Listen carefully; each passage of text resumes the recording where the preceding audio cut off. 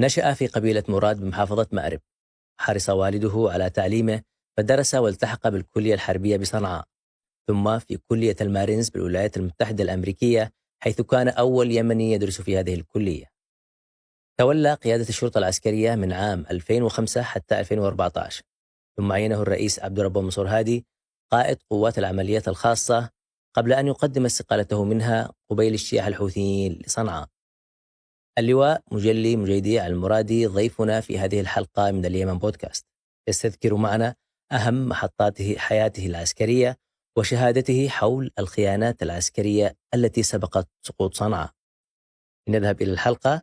أنا أسامة عادل، وهذا اليمن بودكاست.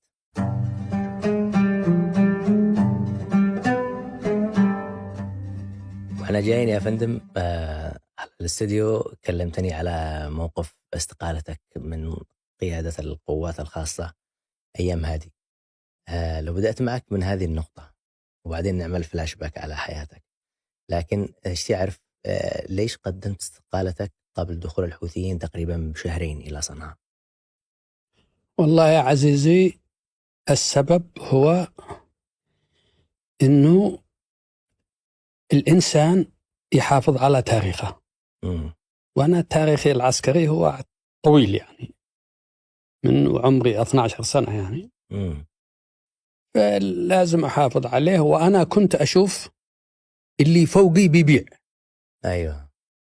فلما اللي فوقك واللي هو مسؤول الأول عليك من فوقك بتشوفه بيبيع، أنت حتكون ضمن البيعة أيضا، وممكن تلوث تاريخك.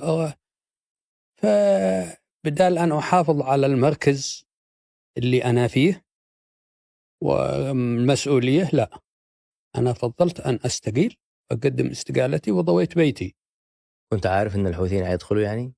شوف، أنا كنت شايف السيناريو، ولكن ما هوش هذا اللي ضايقني، ما هوش سبب استقالتي. دخولهم وعدم دخولهم، اللي سبب استقالتي هو إني شفت اللي فوق بيبيع،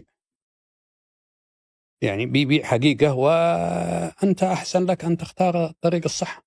اللي فوق في الجيش ولا في الدولة في بكلها؟ الجيش وفي الدولة يعني، لكن في الجيش يعني المسؤول الأول في الجيش ما شفت أنا هذه. هذا هو السبب يعني، واستقلت وضويت بيتي. كانوا عاد الحوثيين في عمران صح؟ كانوا في عمران، نعم.